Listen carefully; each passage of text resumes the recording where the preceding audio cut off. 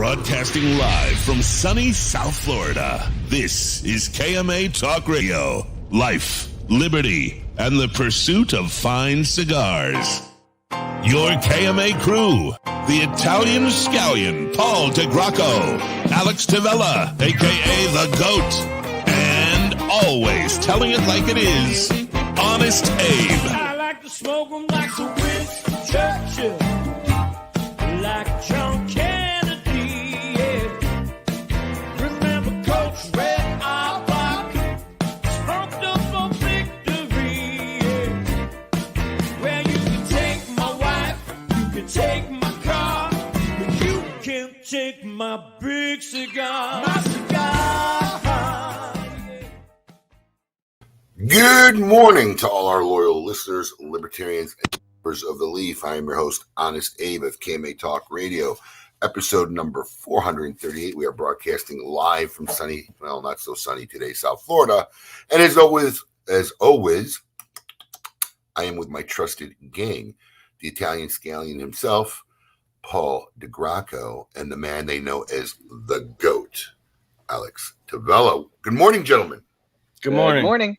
How goes it? Are we going to talk about Paul's his little delay? His little delay, Bro. Delay? I mean, listen. You were a little off the mark. You were You're talking about in the intro, dude. I'll tell you what, man. You don't do this for a couple. You guys, we had a couple weeks off, and then I was away. Man, it's hard to get back into the flow. You're away covertly at Disneyland. I wasn't in Disneyland. I was in Disney World, and I'm gonna wait till Coop gets on to talk. Well, Coop's on. About Let's bring him on. Paul's big lie. We have a ladies and gentlemen, we have a very unorthodox timeline today. We're kind of rearranging our schedule to make awesome space for actor Vincent Pastore, who will be on in hour 2. So we're kind of redoing the timeline. Paul will be joining us early and staying on throughout the Paul. Coop will be joining us early. Hey. I'm sorry, Coop. That was a bad insult. I apologize. Good. All good, man. All good. He'll be joining us throughout the show. Video's in, Paul, by the way. You're welcome. Oh, you got it uploaded? Yeah, well, we'll talk later how you downloaded it, because the one that I used wouldn't let me Yeah, download there's certain ones that work and don't work. So anyway, back to Paul's big lie. So we can skip it. It's not a lie. So it was an omission. So listen, so me and Cooper, every week, because we don't know each other's tail of the tape list. So every week I text Coop, he texts me, and he asked me, by the way, where's Paul going? Is he going back to Disneyland? And I said, you know what? I'm not sure. And I text Paul, hey, where are you? Why are you out this week? And his response was, I am going to meet my sister-in-law's new child, which was true. Yes, but didn't I thought he met the child already? Didn't I ask that question? I thought he met the kid. Jesus, but Coop, man, what the second half all about me? See, that wasn't the end of the sentence. Paul didn't give me the end of the sentence. The end of the sentence was at Disneyland. Disney World, Walt Disney World. Disney World, whatever. What's the difference? I mean, one's in California and one's in Florida. So now you're at the point where you're becoming ashamed of going and now withholding. Yeah, lying about omitting that. I've gotten to the point in my life where I'm realizing at 30, what am I, 39? My wife's not here. She can't tell me how old I am. I think I'm 39. Maybe I'm 38. Where I've realized that there's certain details about my life I don't have to just give out to people. And yes, I did meet the baby when he was first born, but we were getting together and neither one of us wanted to drive the 6 hours to each other's houses. So I said, great. Disney's 2.5 hours from us. It's 3 hours from you. We'll get a room. This works out perfectly. But this was booked. Listen, you guys have been crazy, but Abe's assistant knew about this for over a month. I gave her the date, probably the beginning of taking off, Paul. No, it was the end Disney. of September. It wasn't. It was, yes. No one said it was a last minute thing. I think there has to be in some psychologist's office a profile for someone who could go to Disney World like 6-7 times a year. More than that. Even worse. I was gonna say 6-7. Yeah. Shortchange. Is it once a month? 12? I mean, it's got to be close. It's got to be 9 times a year at least. Yeah, it used to be once a month when we just had Axel. But then when COVID hit, that kind of threw off my schedule. You know what? We're in a point right now because they changed the season pass system, and now we have to buy one for Axel because he's 3, and they know it's the computer. Oh my God! The mouse wants his money.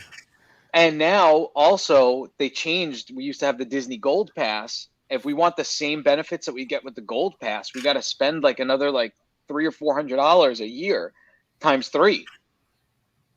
Where's the loyalty ball to you? Where's that loyalty to you? You're a loyal $300 or $400 a year times 3. Yeah, for like each of the passes. It's like 12 turkey legs, 10 turkey legs. Well, listen, man, you don't understand. We don't really buy a lot of the food, like especially for the kids. Like we bring food with us, so I bring their food to the park. We bring their lunch when we go, and maybe Stephanie and I will grab something. Right now, we don't eat for the last 4 months. We eat these stupid. Do I have one here? We eat these stupid bars because my wife's ashamed of me being too fat. Oh, you're doing OptiFast? Optavia again, yeah. I did it for my wedding. I got down to 150. I stayed there for a good year and a half, and then I don't know. I had like a stressful time. I stress eat like it's my job. Like last night, I was stressed out because of some things that are going on, and Stephanie has this bag of chocolate-covered s'mores bites from Trader Joe's that are like our emergency stash. I legit ate the bag's this big. I think I ate more than half of the bag. They're so good. So I was sick this morning because of it. So good times. The emergency bag. Oh, thanks, Tim. It's an emergency bag. You don't have an emergency snack bag? Like candy? Like you don't really want to eat it, but you have it just in case? Have it where? We tuck it away in the pantry somewhere. Why is it an emergency? Yeah, why isn't it just food in the pantry with the rest of the bag of snacks? It is, but we hide it so that we don't see it. Because I hide it where you know it's at. No, I didn't know where it was. I found it. I had this search. You sniffed it out like a golden retriever. Yeah, so basically my wife hides food. You stole food from the emergency snack bag. Yeah, exactly. It was an emergency, though. Does Steph know you found the emergency stash? She discovered this morning because there's nothing worse than when she needs the emergency stash and she gets there and finds out it's gone and it's empty.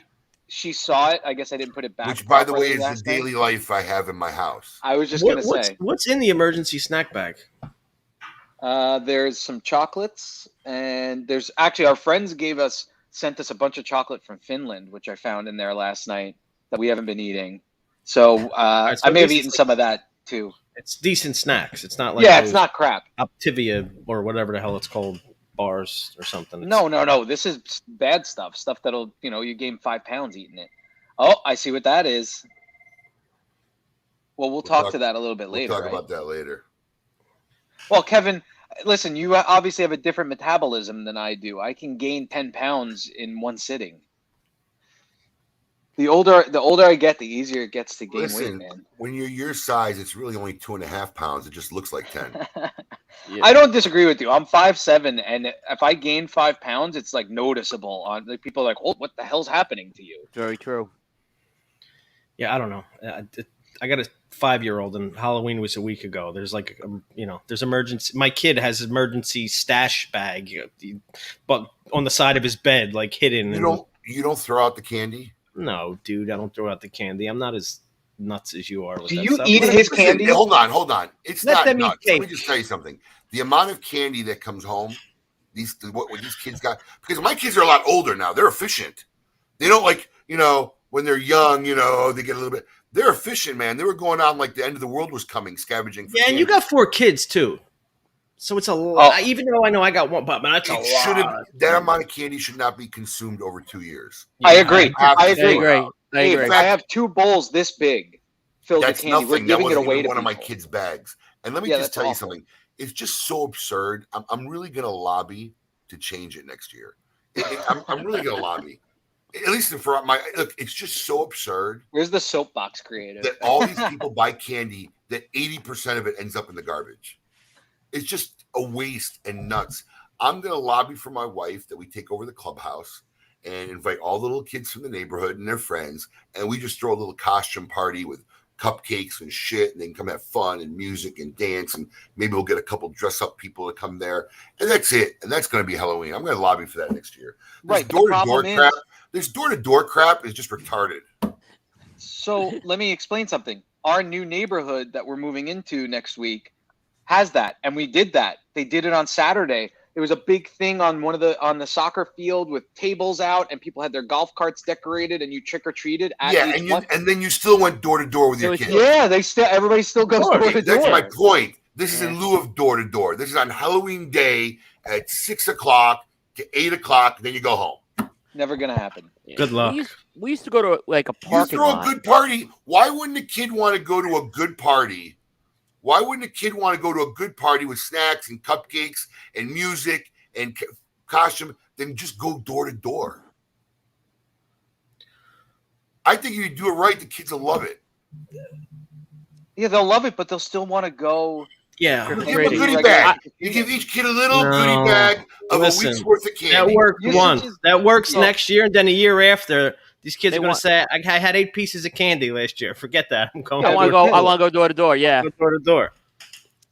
Because they used to have the parking lots where the kids used to do it when I lived in New Jersey, and it was the same thing. They wanted to go door to door afterwards. Yeah, they did that last year because of COVID. We did like trunk or treats. Trunk or treat. Yeah, that's what they were. But we still went door to door. Everybody still goes door to door. I don't know. I don't see the mom. I think the moms like going door to door too. I'm convinced about that. Yeah, my wife loves it. After like 3 houses, I'm done. Yeah, because they're walking around with drinks getting sloshed. Even that. I mean, it's exactly. That's what they're doing. They're just walking around getting sloshed. Oh, you mean I get to hang out with my kids and it's socially acceptable to be drinking now? Awesome. And I'm not driving. Yes. You know, it's. I gotta say, it's tougher for kids down here too. You know, it's back home in Philly. You know, going door to door, you walked 1 city block, you hit 400 houses. You didn't have to go too far. You know, row houses. Here, it's these kids got to do a lot of walking to accumulate some candy.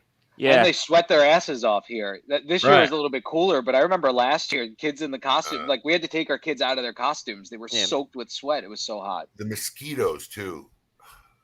At that time of night. Oh, see, we never had to deal with mosquitoes up north.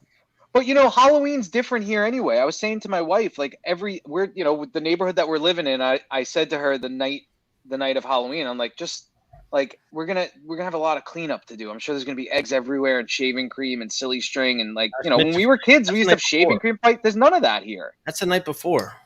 For us, it was Mischief Night. It was the night before Halloween. Oh, so you always did it on Halloween, but none of that happens here. It's so strange. But all 3 of the neighborhoods I've lived in, there was nothing the next day. Like I remember walking outside.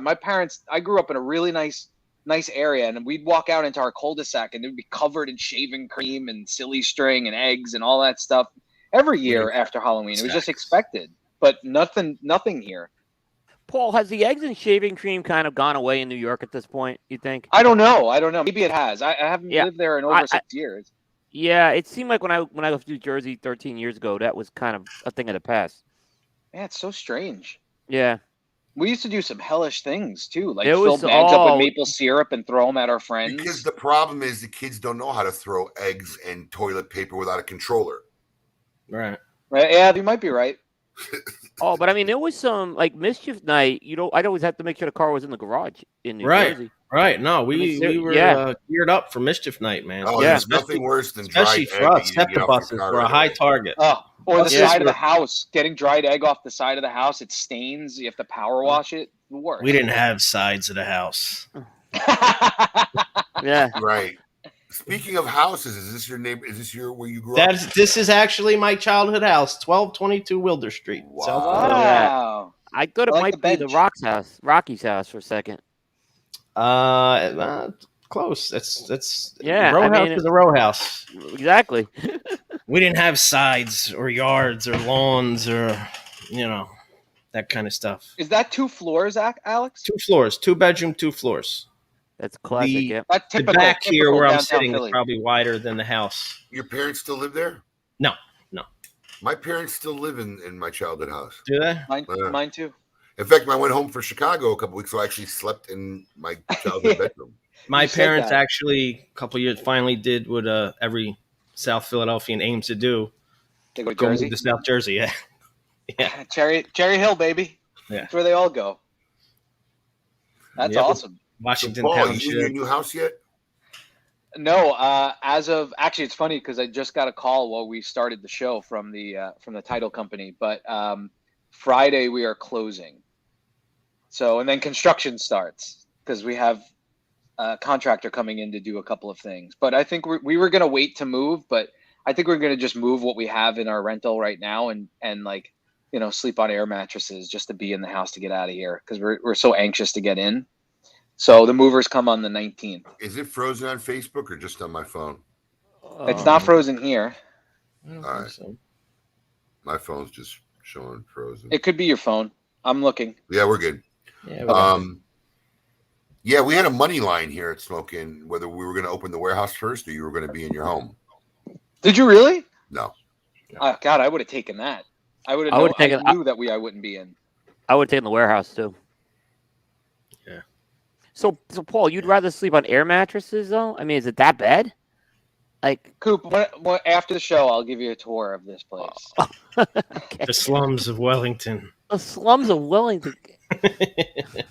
Yeah, we're gonna. I mean, we could wait a couple days too. I just didn't want to be in there while he's doing the construction. But the construction's not in the bedrooms; it's in like the living room, the playroom, the den. So, and it's nothing crazy. They're just putting some built-ins in. What do you think they're going to do? Drop a power tool on your foot?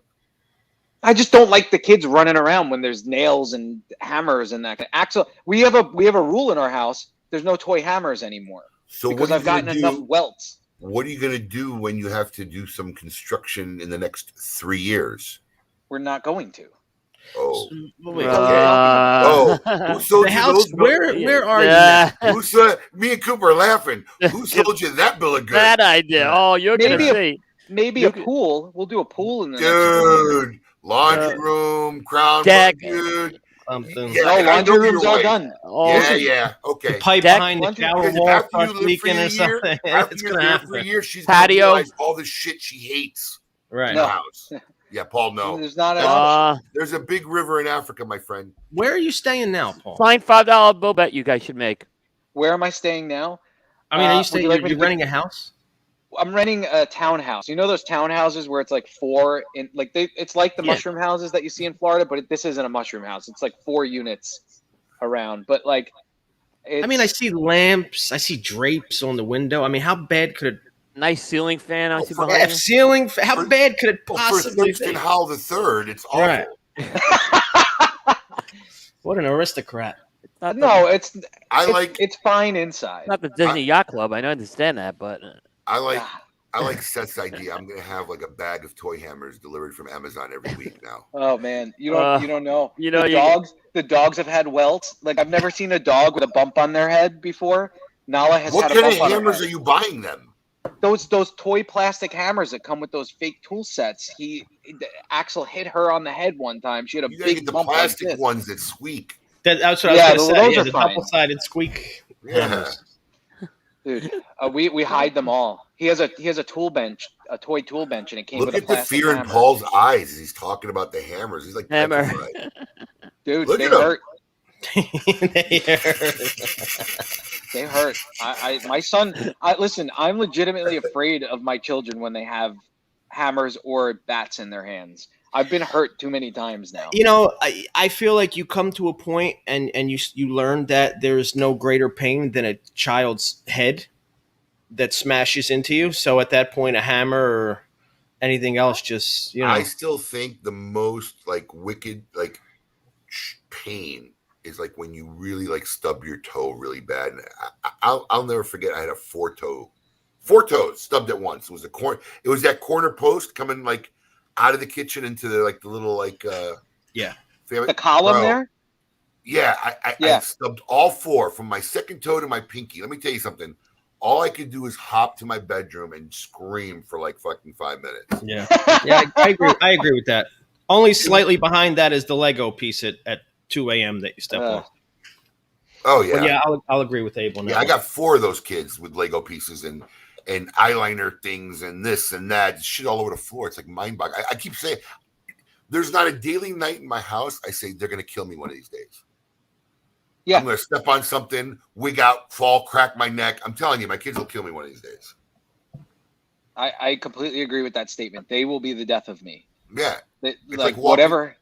It's like walking through like Iraq, looking for landmines going through my house coming home from work. You never know when there could be an IUD under the couch. Seriously. It's brutal. No, it is something else. Well, good times. Speaking of almost dying, did I ever tell you about the time I ran into the? I was privy to that. I think we came over the next day for something. Oh yeah. I want to hear. I knocked myself out and they thought I was having a heart attack. Yeah. What? Yeah, I came over. That was on a Saturday, I think, and I came over the next day. Yeah. Let me tell you something. Go ahead. Abe's got to take this one. I don't even know. If we had cameras inside this house, this video would have went viral so bad. I would have had like 1 million views overnight. It was literally like the craziest thing you could ever see in a video. So, our dog at the time was having diarrhea, right? Oh, the worst. Yep. The worst. Because they get scared of it and run away from it. That's the problem. Because the first thing you do is start screaming, "No!" And your dog freaks out and now is running, shitting through across the whole house. So. I see the dog. I get up. I'm going to the kitchen, get a cup of water, and I see the dog just starting to. And I scream, and that dog takes out running, spooting shit around the dog. and I'm in socks, and I'm trying to chase the dog to pick her up and take her outside quick. And as I'm coming around the bend, I lose my footing. And I'm a big dude, so when you lose your footing, it's a lot of weight going in a lot of different directions. And I'm hopping, stumbling. Trying not off your center of gravity. Trying not to go face first in the floor. Right. And it's about maybe 10 yards. And by the time I catch my footing, my momentum, I straighten up, and there is the stair rail at the bottom of the post. The big one. The wooden post, which I run into chest first so hard I crack the post and fall on the back of my floor. Fall back, I'm flat. Oh, the air is knocked out of me. So my wife and her friend were over, and they hear all this commotion. They come out, and I'm on the floor going,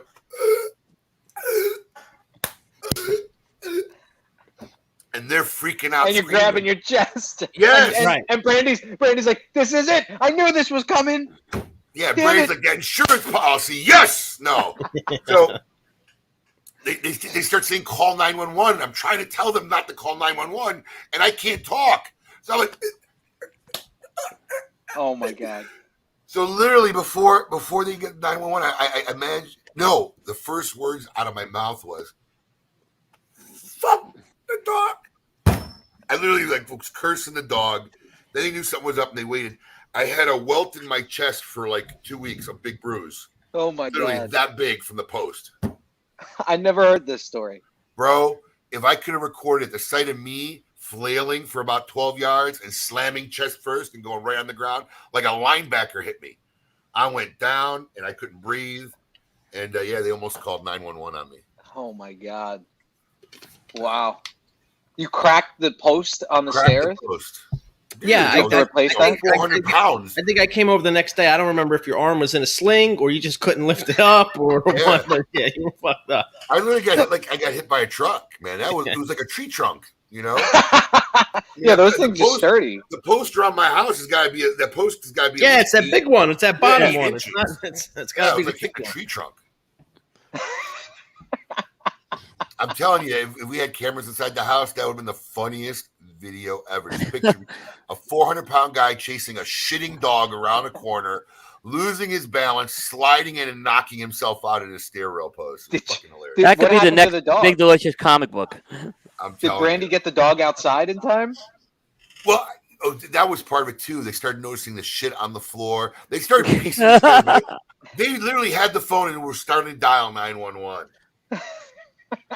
Wait a second. Why is there diarrhea all over the floor? Literally. I'm sure at first thought they probably thought I shit myself. I was going to say. I didn't want to assume, but I'm sure they were like, "Oh, he's having a heart attack and shitting all over the place." Yeah, what a way to go. Abe, I see a new Big Delicious comic book based on this story. Well, speaking of Big Delicious, I have seen the packaging for LBD. Matt Booth sent it to me last week. It's listen. There's nothing I can do other than quote Matt Booth to best describe the packaging. Yeah. Oh, great. I gotta pull it up.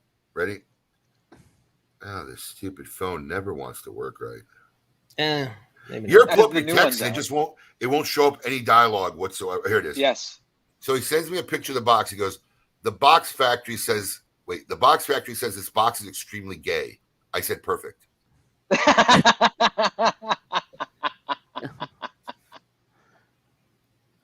That was his literal text. What is it? Like all pink and you'll see it soon, man. We got a lot going on these last 2 months.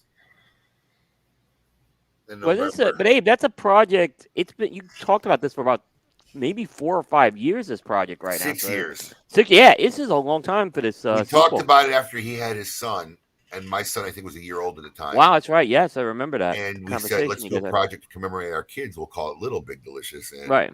It took that long. Well, he had that transition between Davidoff and going on his own, and there was a lot of things that happened over time. But yeah, looks like that sucker's going to finally drop this year. That's great news. Yeah. Also, before we get into Coop, because in hour 2 we have a little change around schedule. In hour 2 we have Vincent Pastore, famous actor, well known for his role as Big Pussy in The Sopranos. He'll be on in hour 2, but I'm going to drop it now because I just got a confirmation from Saka. Red Meat Lovers Club emails should go out next week. So if you pre-ordered your box of Red Meat Lovers Club, you should get an email next week. You'll have 14 days to pay the balance on the box, and we'll get it out. We would like to get out everybody who pre-ordered a box before we sell some of the extra boxes we have, but there will be extra available. So can I pick mine up instead of having you ship it? Probably not. Sounds about right. I've been anticipating this one, man. And you know what? I was afraid to ask whether or not those would be delayed. But that's great. November. That's exactly when they were supposed to be here. So no, in fact, they are in transit. So emails really should go out next week. That's awesome. Nice. Once I get the tracking number and really kind of see them here on the way, we'll send out the emails. Right. Give people time to start paying for them so that by the time they get here, we could ship most of them out right away. The door, absolutely. Good news. You said you will have extra boxes? Yeah, we ordered extra because we knew between when we did the pre-order and now there are people who have just heard of it, never knew about it. So we ordered extra, There was a guy on Smokin' Social the other day that literally said that. I think Michelle Pauser was smoking a Red Meat Lovers Club in a tub. And he said, I've only just heard about this. I wish I could get it. So yeah, he will. Right. He can. We'll have extra. That's great. Good. That's good. It's a great cigar. You know what? I'm almost regretting I didn't buy more than one pack. Well, you can because we have extra. Oh, wow. That's true. There you go. I'm on a very tight budget right now. Yeah, okay. Well, these cigars I don't know how good they're gonna be, but Oh, is that a Paul DeGracco impersonation? I don't know. That was a Paul or Saka. That was a Saka. I was trying to. It was my Saka. No, if you're gonna do Saka, you have to raise your head back a little bit like this. I don't know. The box press. We'll see what people think. He looks up and blinks a lot. Like he's talking to somebody up there. Good evening, everybody. Honest Abe here from Smoking Headquarters in Boynton Beach, Florida. Kudos to you, Steve, for making one hell of a stick. Well, they actually don't know that the stick's any good yet.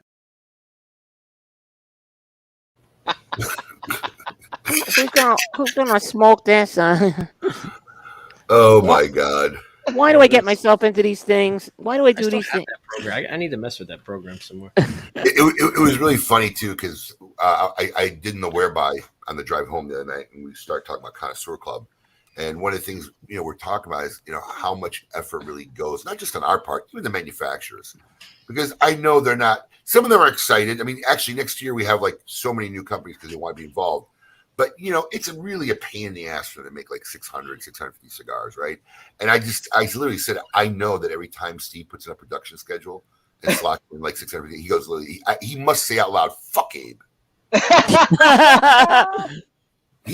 I would bet good money. There's a good money online that he literally says it out loud. "Fuck Abe." But you know what? Isn't that such a great opportunity for them for something that they're on the fence about? I mean, it is, but it's so. It just depends. Some of these guys are really into it, and you they can tell really the ones want to that work it, and they're excited about it. You know, the geeky side of them. But like for a guy like Steve, that everything's always a headache, everything's always behind, Right. everything is always a problem. Yeah, dude. The last thing he wants to say, yeah, now I got to worry about blending these, because you know Steve's not just going to make 600 cigars. He's going to put the same effort into making 600 cigars he, you know, does anything else he does. So it's right. Yeah.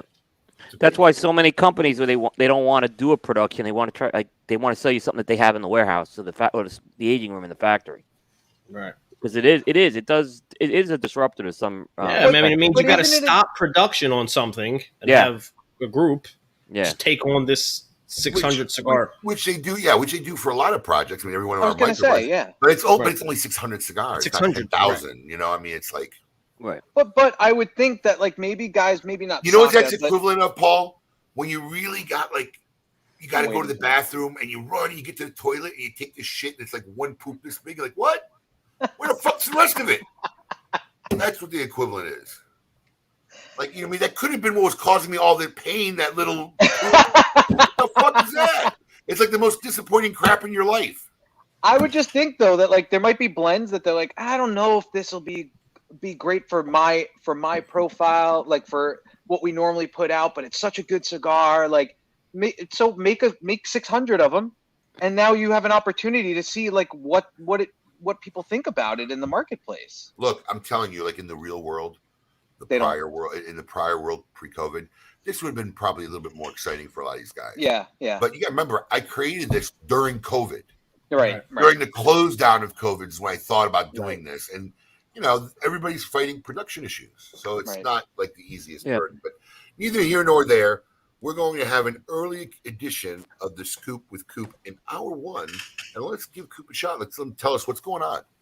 Hold on, let's play his video. Hey, yo, what's my theme music? The Scoop with Coop. Breaking industry news. Hear it first on KMA Talk Radio and cigar-coop.com.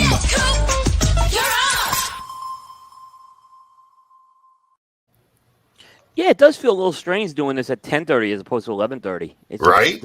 It does. I mean, even though it's the same show or everything, but it was a little bit of a light week of news. But there is some news this week. The big announcements I think came out of J.C. Newman this week. Drew Newman put a video up at the beginning of the week highlighting some of the 2022 projects that the company has, and I'll kind of summarize them here. So the first one is a new line called Angel Cuesta, and that's the Cuesta as in Cuesta Rey. So the Cuesta Rey brand, which is one of the J.C. Newman brands. Angel Cuesta is one of the founders. That's going to be a brand new line, and if you watch the Cigar Coop PCA coverage, Drew Newman talked about this project at PCA. What people really want to know about this Angel Cuesta line? It's coming out of the El Rojo factory, so it's going to be the second blend or the second line to come out of the El Rojo factory. It's not going to be like an all-American cigar like the American, but it's still going to be made in Tampa. So that's something that's planned for 2022, and I think fans are going to be very excited for that one. So they're planning a cigar for 2002, made at the factory where they can barely make enough Americans. So it'll be another line of cigar that barely anybody will be able to get. I'm just asking questions. I'm asking for a friend. You're asking for a friend. That's a fair question. You know, and JC Newman, I always notice they don't rush anything either. I'll be fair. So this wouldn't surprise. I don't know when in 2022. This could be another year out still. I mean, he was talking about this with us at the trade show as something that was going to come out at the end of this year. So it's obviously gone into 2022 right now. Yeah, that's interesting because, like you said, Abe, I mean, we were at the J.C. Newman factory, and there's literally like 3 people rolling Americans. Yeah. Yeah. I mean, yeah, that it's amazing. That room is, and it's a big room, but they planned on doing more. You know, that room obviously was meant to be add people at some point. Sure. So I don't know if that's the plan. They're going to add people or not. Oh, that room could hold more. I think it was spaced out for COVID. Oh, it totally was spaced out for COVID. Yeah. Absolutely. Yeah, it was. And they only had a few rolling tables, but they could put a lot more rolling tables in there. They could probably get about 25 pairs in that room, I would think. Yeah. 12. 12 of 2, right? Yeah, 12 pairs. Which is Okay. 24 people. Okay. So, okay. Yeah, okay. Those two people tables are bigger than you think.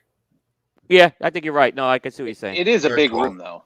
Yeah, It is a big room, but 12 pairs take up room. Yeah, I Yeah. could see 6 and 6. You're not stacking them Row. on top of each other. Yep. They got to be able to Yeah. walk around their workstation and stuff. Yep. Yeah, I could see 6 and 6. Yep, I can see it too. So JC Newman also announced a couple of revampings of existing lines.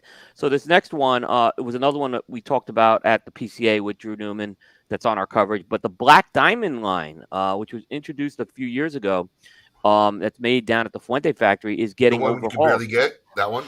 It's I'm just limited. confirming. Is that the one we're talking about? The one that has very little production, you can barely get any? Limited production. Yeah. Yeah. So they're revamping that. They're changing the blend. They're changing the packaging. So it's going to have a new press design. It's going to have a new band. It's going to be what they call extra age tobaccos in there. I like the Black Diamond. So I was gotta this one was wonder, surprised. why are they changing? I mean, you usually don't change the blend unless there was issues or a lot of complaints. Being the cigar really wasn't out there that much, I don't know where they were getting their feedback from. It was a little surprising because, like I said, they did this similar thing with the Perla Del Mar, but that one I kind of understand. It was in the market a lot longer. This one, like I said, I thought the blend was pretty good. So I don't know if they weren't satisfied with it, or maybe it was a tobacco issue.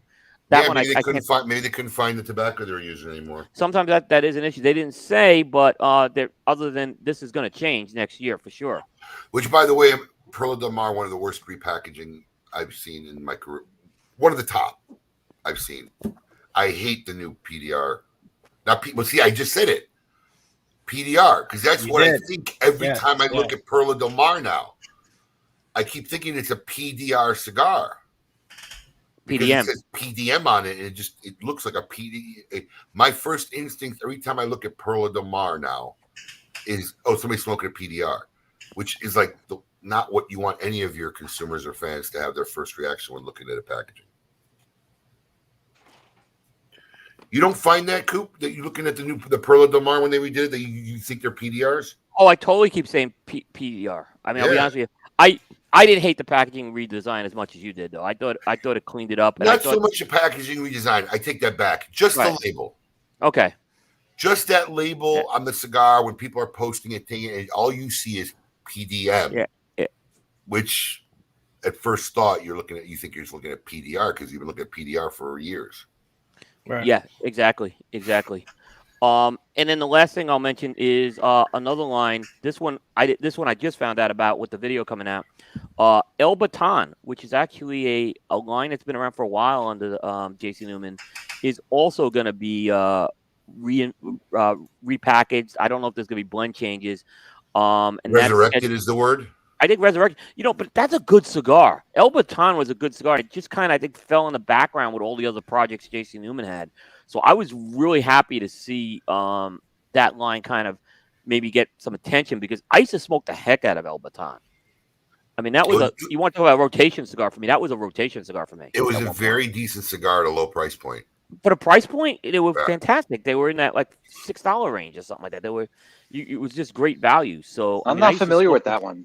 Yeah, they have like a blue band. That's when you were still wearing skirts off Broadway before you started. I never wore. Actually, that's a lie. Skirts and dresses. Yeah, I mean.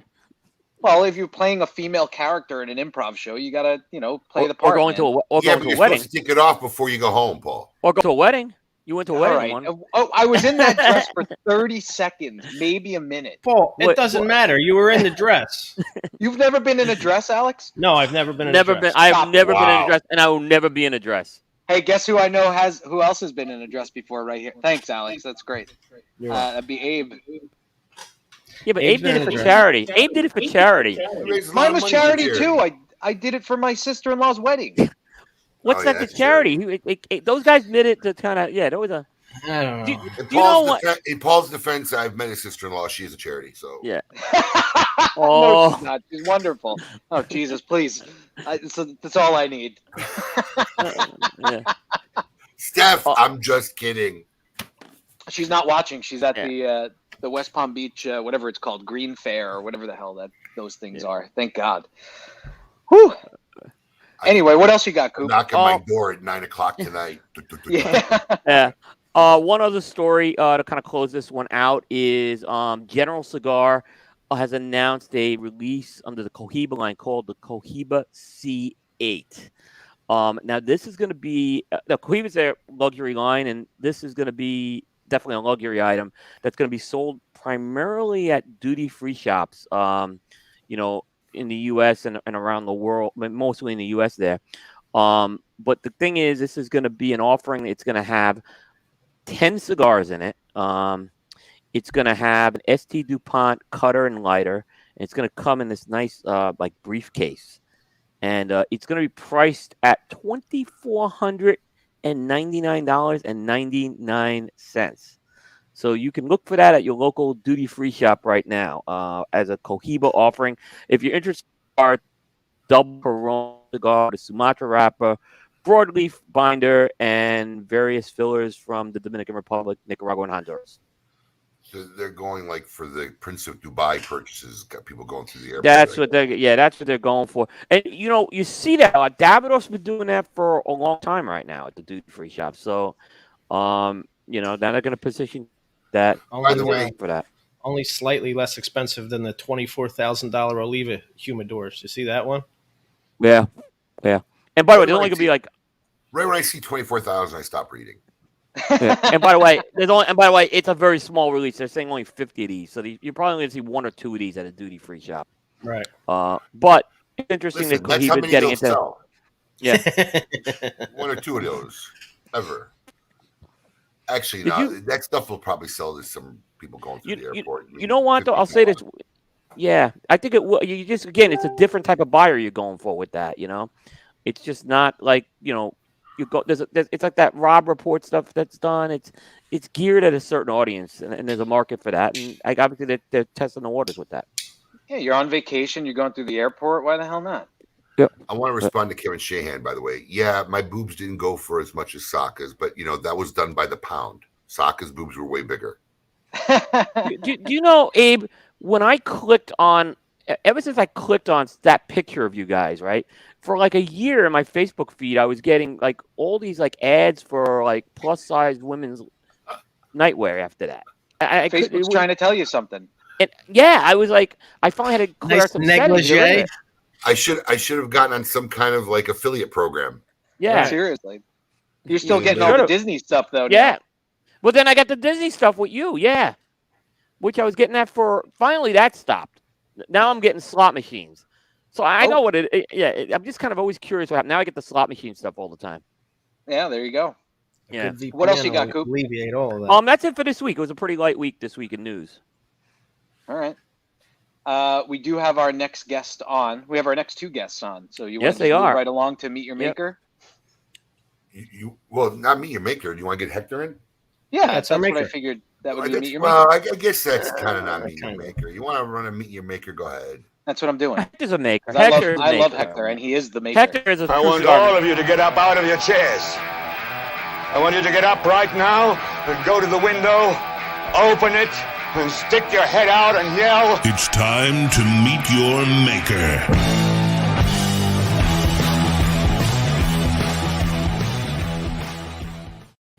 Joining us live from the I think the heart of Hialeah Gardens or somewhere around. Negative, sir. The suburbs of South Miami-Dade County.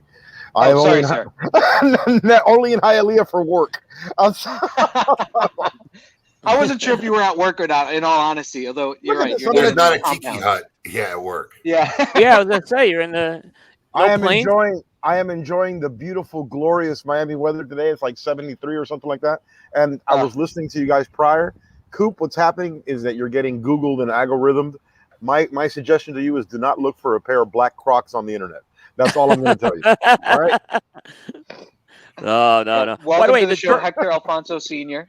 Yeah, from Espinosa Cigars. Yeah, so we have Hector for a very special segment of Meet Your Maker because we were talking about a project I think we kind of really all started almost a year ago. And that's a cigar I've been smoking all show right now. This is a project Kevin Shahan, who couldn't join us today because he's at work, reached out to me to want to make this cigar with Espinosa Cigars. All right, it's called Back in Black, And we brought Hector on to talk a little bit about this blend and this special project that they made for Cigar Prop. Hector, well, I'm waiting for questions. I'm waiting for questions. Hey, so anyway, I know nothing about the cigar, so I'm not in the know. So just give us the rundown of what the cigar is. I'm gonna tell you the honest truth from the beginning. So the project comes across my desk. Eric says, "Hey, we're gonna do this," and I said, "Cigar who?" And he goes, "Cigar Prop." I go, "Come on, man." He said, "No, seriously." He says, "Listen, Abe wants to do this project, and for those of you who don't know, Eric and Abe have an unusual relationship. It's almost a hate-love. I'd say it was love-hate, but it's like a hate-love. But I know that they go back a long, long time, and Eric has very fond, has a lot of affinity for Abe. So he says, "Hey, bro, we got to do this for him. So this is what he wants to do." So what he wanted was a black to black or dark on dark barber pole, which, the whole idea of the barber pole is to have contrasting wrappers, right? The contrast that get your attention. But as you know, we're nothing but serviceable. We're here to service the client, whether I want to or not. So I not traveling to Nicaragua because of COVID. I got on the phone with my people in Nicaragua.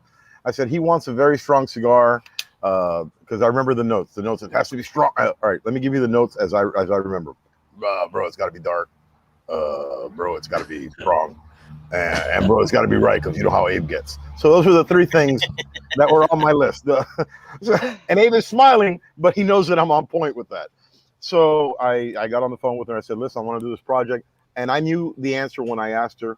I said, "Look, we want to do 2 dark wrappers." And she goes, "But why would you waste?" I go, "Listen, just work with me, just work with me. I know it doesn't make any sense because to them, they think Americans are crazy. And of course, we know that, we say that they're crazy over there. But I told her, look, I like this. I have a couple of blend options that I want."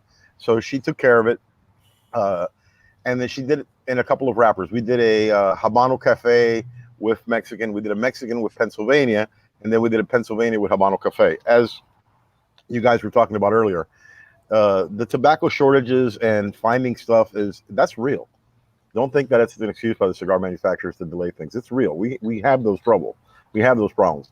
And as luck would have it, Kevin picked the blend that was Mexican and Pennsylvania broadleaf, which we immediately had run out of. So no Habano? No Habano? I was gonna say no Habano. No, see, Habano, bro. Habano is Eric. If it's not Habano, bro, I know. Habano is where it's at. I like Habano. I don't care what nobody says, and I sign the checks. So anyway, we had to reach back out to Abe, and I know we went to Kevin, and we said, "Listen, we don't have this. We will eventually have it if you want to wait another 6 months." And I know they didn't. So we went with the second best blend he liked, which is a very strong, not a super strong, but a very Nicaraguan, an Eric Espinosa style cigar. It's bold. It's bold. It has, we have Viso and Ligero from Esteli, and we have a little Viso from Condega, and then we wrapped it in our super secretive binder. Actually, it's a binder from Jalapa, and we threw the La Bamba wrapper, which is the Habano Cafe, and we threw a Mexican. I think it's kind of if I'm not mistaken, it's a very meaty kind of Mexican. It's a very it's got a lot of tooth. It does got tooth. Because I'm going to be honest with you, I have not smoked one. They came in, and when I grabbed the box, Eric goes, "No, bro, no, bro." I said, "No, but what's going to be the problem if you shorted Abe one?" He goes, "Because you don't have to talk to Abe if you short him a box." I said, "All right, bro, just go ahead." So I've got a bundle coming eventually when eventually I got a bundle coming. They're good, Hector. They came out really, really good. I appreciate that. Eric did a great job.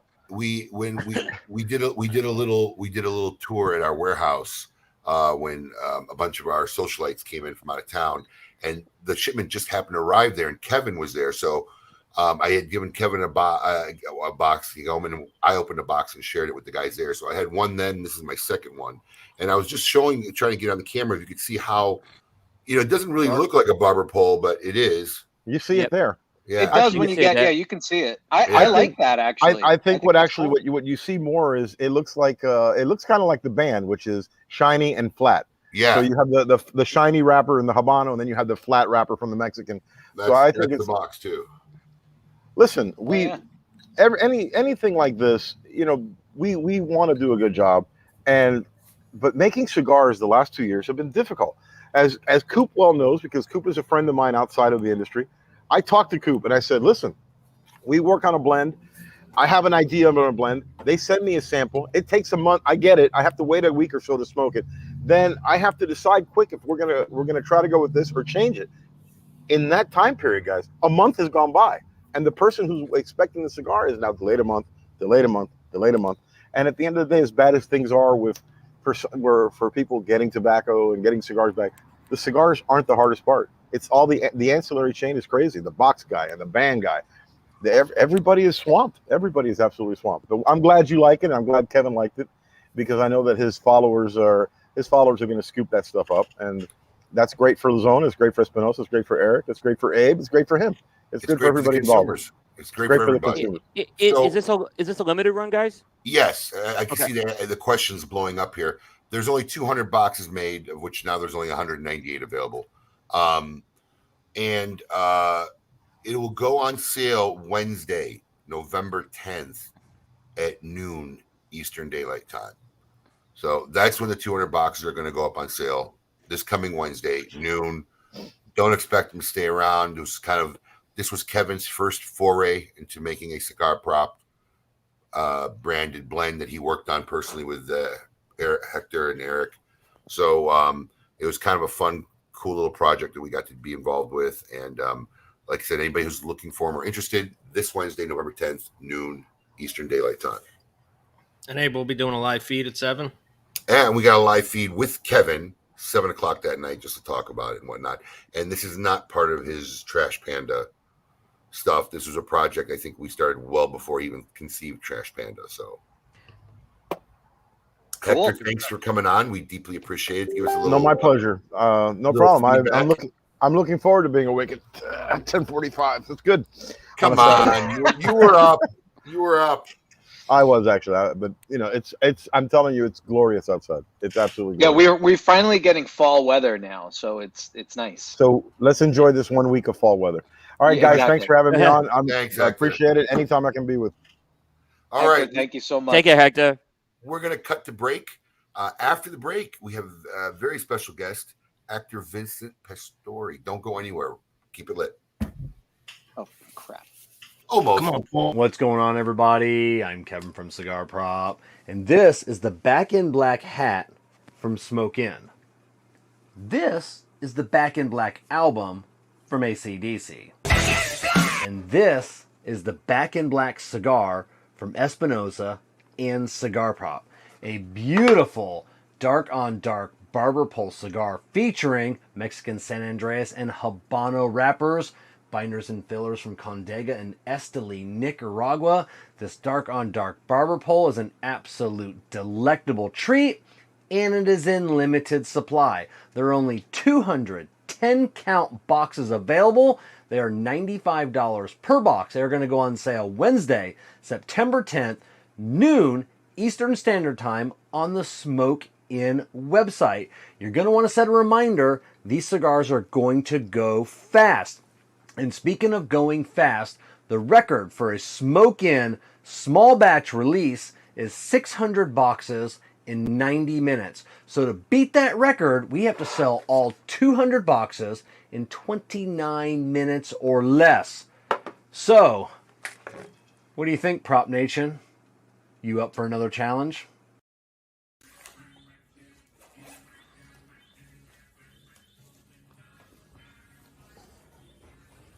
Oh, hey. Being a dad's not easy. Gotta enjoy the little things. Ever hear of a sippy cup? Yeah, that's not apple juice. That's Sunal. Bonner Private Wines. You know, our friends over at Bonner Private Wines have a really, really great deal for KMA listeners right now. All you have to do is go to KMAWines.com, check it out, and we will give you a discount on shipping and a discount on the 3-bottle package. In that package is Sunal. It's a wine from 8,950 feet in the air. It's one of the hardest vineyards to get wine from. The vines are under stress, the wine is delicious, and it'll get you through days like these. When you have lots of things to do, and it feels like it will never end. So go to KMAWines.com and join the rest of us dads while we get our kids prepared for the day and just need that little extra kick. It's a Saturday. It's okay if we do day drinking. We're dads. We enjoy it. We're allowed to have some fun. Here you go, buddy. You have yours. I have mine. Cheers. KMA Wines. Oh, that's for Daddy. KMAWines.com. Check it out. Surgeon General warning. Cigar smoking can cause lung cancer and heart disease. Currently available at your favorite cigar store, the Romeo y Julieta Reserva Real Nicaragua is another fantastic collaboration between AJ Fernandez and Rafael Nadal. Landing a #1 cigar of the year of 2020 by Cigar and Spirits magazine, the Reserva Real Nicaragua is handcrafted at Tabacalera AJ Fernandez. This Nicaraguan Puro is a medium to full-body cigar that is packed to the brim with flavor notes of leather, coffee, and red pepper, which pairs nicely with a spiced rum. Available in 4 sizes, Romeo y Julieta returned to prestigious form with the Reserva Real Nicaragua that should be enjoyed by all.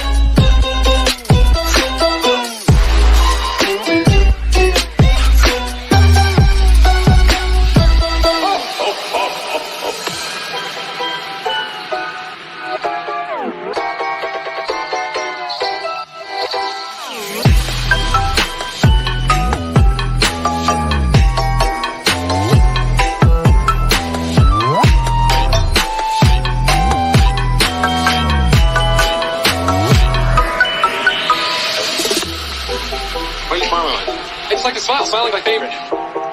Make work your favorite. That's your favorite, okay? Okay. Work is your new favorite. Fine. Time for it now. Okay, people, tomorrow morning, it is Santa's only Santa. Oh my God!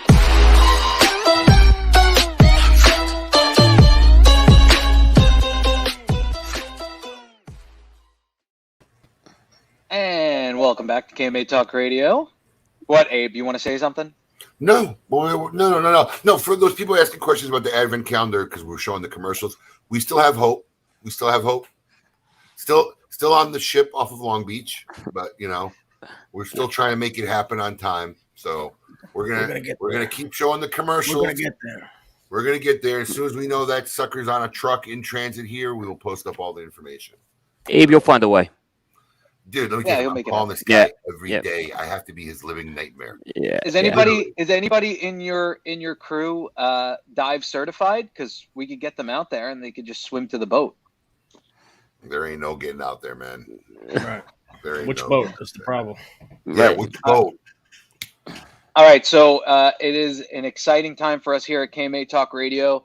All of us, I think every single one of us, were infatuated with The Sopranos and are big fans of this guy, and he agreed to come on our show. Without further ado, Vincent Pastore from many different films and TV shows, and welcome, Vincent, to KMA Talk Radio. From the Bronx. From the Bronx. Oh, love it. That's where I am right now. I'm not going to tell you where in the Bronx, but from the Bronx. Is that where you live now? No, I grew up in New Rochelle, New York, in Westchester, and I was running clubs, discos, rock and roll clubs, and then I moved to Pelham Bay in the Bronx when I wanted to get into acting because it was cheaper for me to live there. That's the truth. And how old were you when you did that? I was 42. So what made you at that point in your life decide to get into acting? I didn't know what else I was going to do with my life. I was all burnt out. From the club scene and running all the clubs, you just wanted so I to... started thinking about acting. And then I got serious, yeah. So you made the conscious decision. Nobody just saw you and said, hey, we'd love to use you. Well, when the last my Alamo, my last club, I was on North Avenue, New Rochelle, and I was sitting between Maddie and Kevin Dillon. And it's a true story.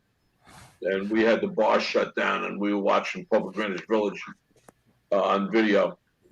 And Maddie said, "You could do that kind of work." And I said to Maddie, "I never wanted to ask you because I was close with the kids." And Maddie said to Kevin, "Hook him up with Charlie Massey, Kevin's manager." And that was that when I said, "Whoa!" And then the phone rang one day when I was mopping the floor on the bar, and it was Kevin. He says, "You got an appointment this afternoon down in town?" I said, "What?"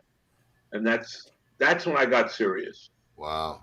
Because those kids gave me the push. And then I wind up working Frank Vincent. We were watching Frank's work from my bar, Public Greenwich Village. And Maddie said, "You could do that." I wind up doing 11 movies with Frank Vincent, including Wow. I mean, I didn't do any scenes with Frank and Sopranos, but Frank and I, we got real close. So it's weird, how things turn out, I mean, what would you consider your first? Because you were like people notice you now in these movies, but you were in Goodfellas, Carlito's Way. Like, what was your first big role where you were like, "Oh my God, like this, I'm actually doing this now"? Jerky Boys. The Jerky Boys movie? Wow, yeah. Yeah. That's a true story that they offered it to Sirico, Tony, because Tony Danza produced it. Tony Danza and Emilio Estevez produced it. And they offered it to Sirico, and Sirico wanted more money. So I was hurt, man. I said, "I'll take it." Because this was pre-Gotti.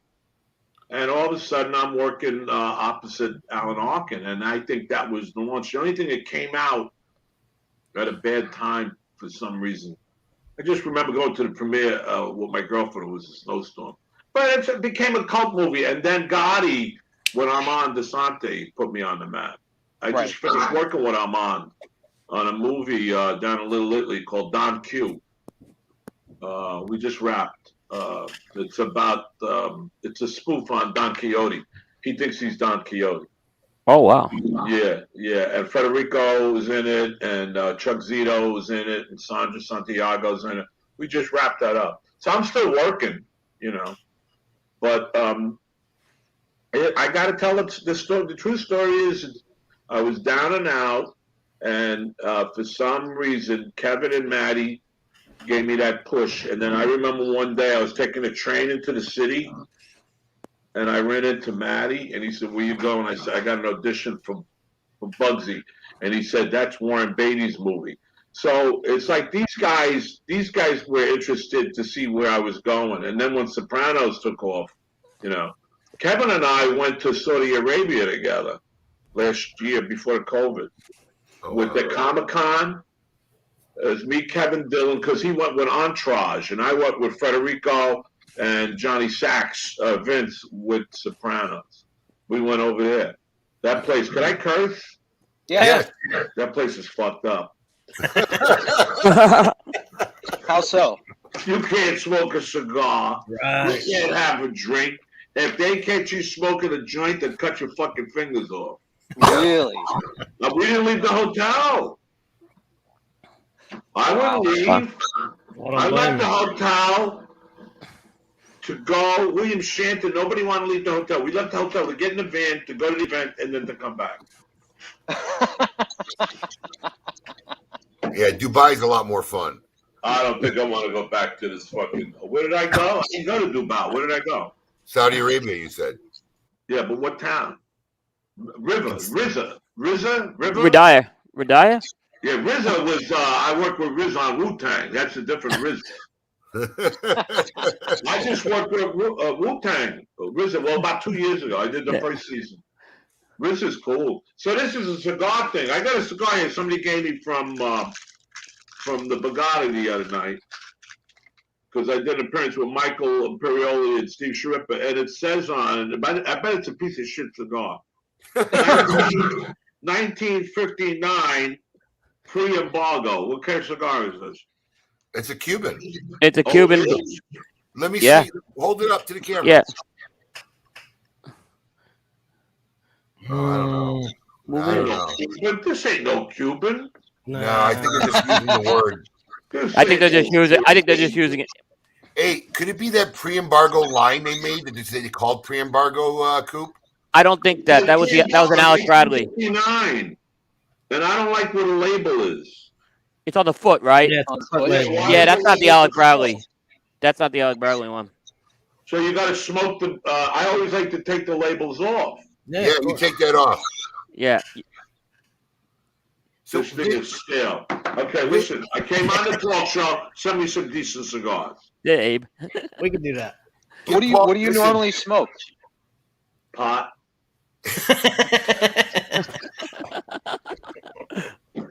You said I could say what I want. Yeah, that's fine. All right, all right. We're in Florida, man. Look at me. I came out of the club business in the late 60s. I was rocking and rolling until like 89, 90. Then I stopped doing everything. And now I smoke pot. What happened because of COVID, I started smoking pot. Did you really start during COVID?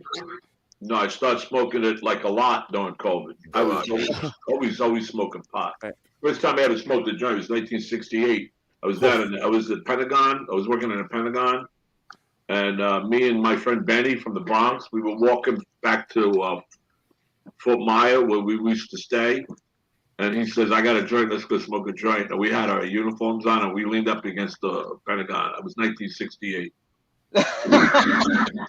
Can't do that now. First time I ever got high in my life. Wow.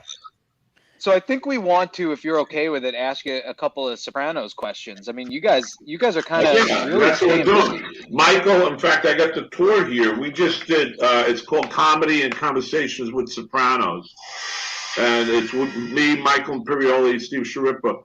We already did. These were dates that were booked before COVID, so we have to go. We want to go back and knock these shows out. We did Warren, Ohio. We did Mesa, Arizona. We just did Atlantic City, the Borgata. We're at Andiamo's in Detroit, November 20th. That's where Donnie Wahlberg's wife is from. What's her name? The blonde. Jenny? Oh, Jenny McCarthy. Yeah, that's where she's from. Yeah. So, but she never comes on our shows. And then we're doing Staten Island, February 12th.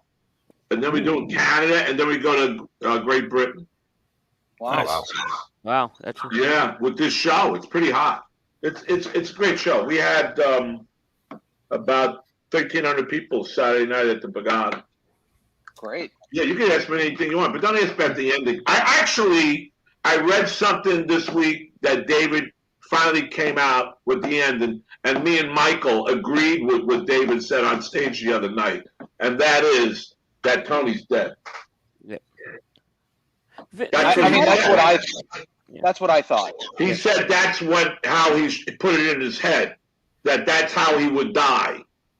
But he never thought it was going to blow up to be this big question, and why he waited till now to say Tony's dead is I don't get it. You know, my question would be when you went to the audition, started filming, because you were on from the beginning.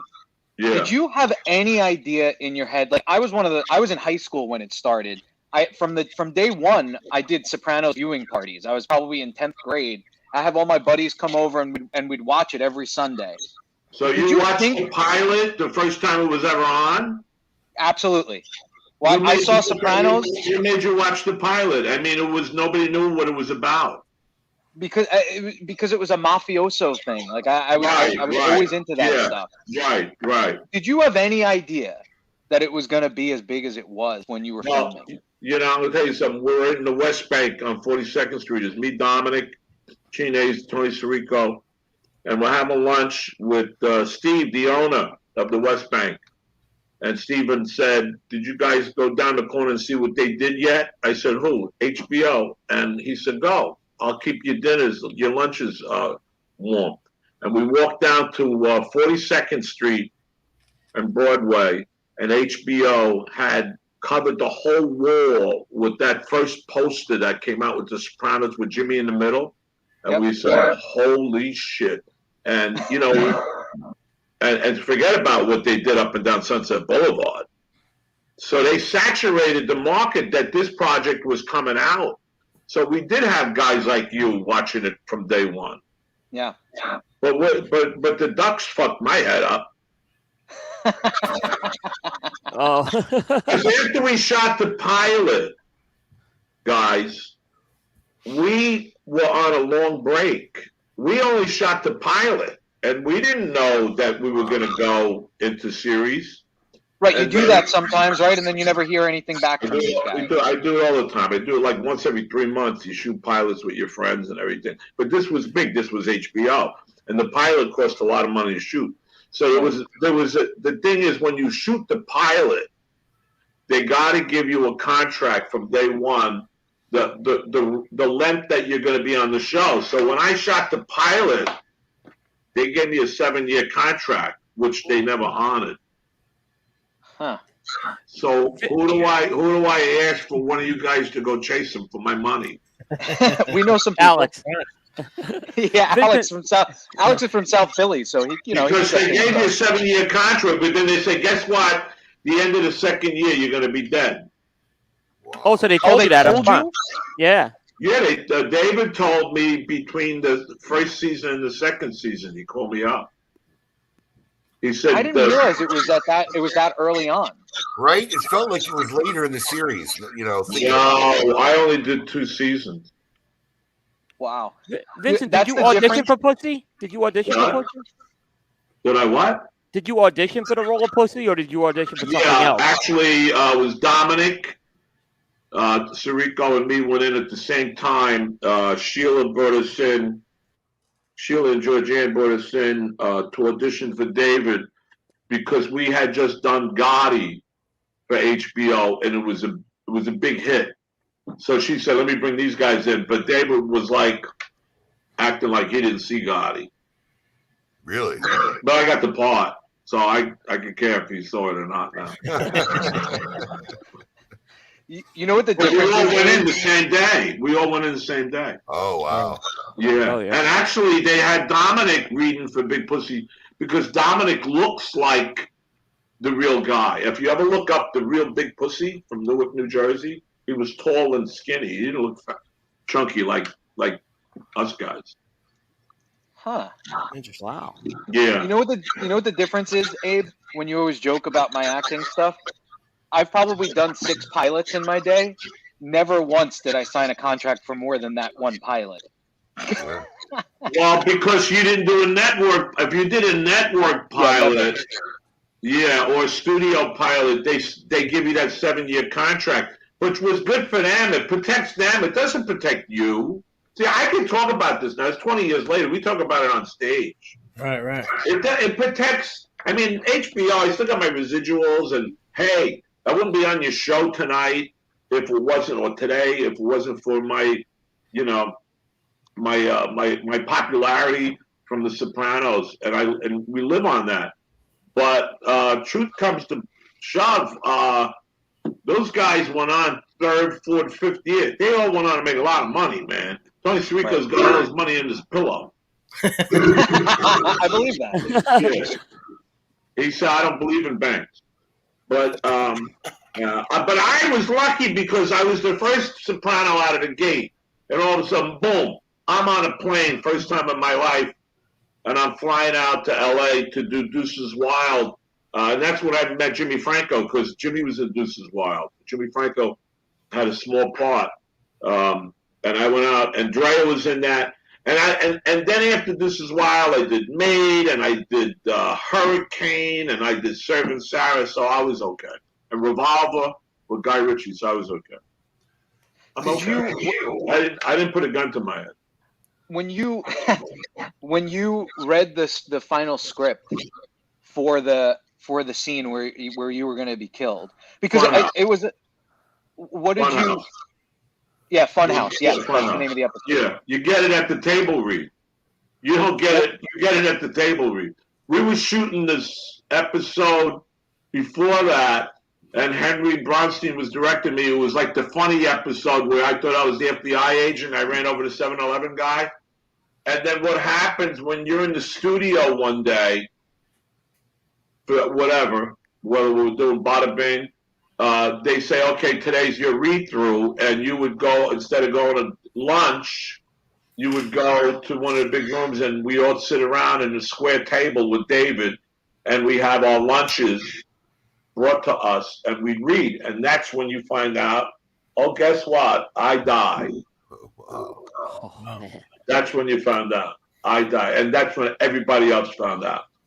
And then David said, he said at the top of the reading, I don't want anybody going around saying what happens to Vinny.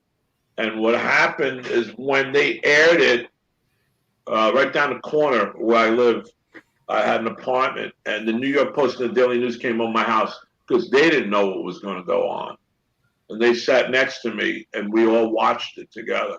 I knew, and my brother-in-law knew because I told him, my daughter, but the press didn't know. So it was a big career move for me. You know, I remember I ran into Kiefer one time, Kiefer Sutherland at a roast for Dennis Leary, and Kiefer said to me, Vinny, love your work on Sopranos. If it wasn't for Sopranos, I would have never did 24. Really? Yeah, because nobody was jumping over to do television. They were all doing movies. And then Kiefer came over. And, you know, the first 2 years, it was hard for us to get name. Like, Liotta was offered work at the beginning. And he went to And then he was up for the part that Joey Pants got. But he made out because now he's in, what do we call it, the prequel? Yeah. Yes. And I was going to ask, I'd be remiss if I didn't ask, have you watched The Many Saints of Newark? And what if you did, what did you think? No, I'll tell you why I haven't seen it yet is because I was invited to the premiere and I really wanted to go and I wanted to hang out with the kid who plays Little Pussy. But they hit us with all these COVID restrictions that they wanted us to get tested the day of, and I already got the third shot. And I said, what the hell, man? What do I got to go through to go see a goddamn movie? So I didn't go. And a lot of people didn't go because of that. You know? I mean, I understand that they're protecting everybody, you know? And it was in a huge venue. It was at the, I think it was at the Ziegfeld. But, no, it was at Radio City. But the thing is, you know, I mean, I got a band. I'm playing Wednesday night at Asbury Park. I mean, you know, I mean, we do Wildwood with my band. They don't even wear masks down there. So this mask, I go around the neighborhood. I wear my mask to go to the store and everything. But when I'm working, yeah. So let me ask a question. So the mask stuff is driving me nuts, man. I'm with you. But let me ask you.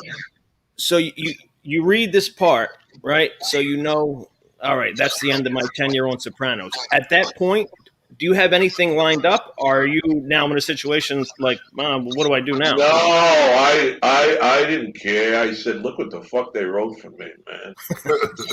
Holy shit. This ain't coming around every week. Right. That Funhouse was a hell of an episode. It was. I had a lot of work.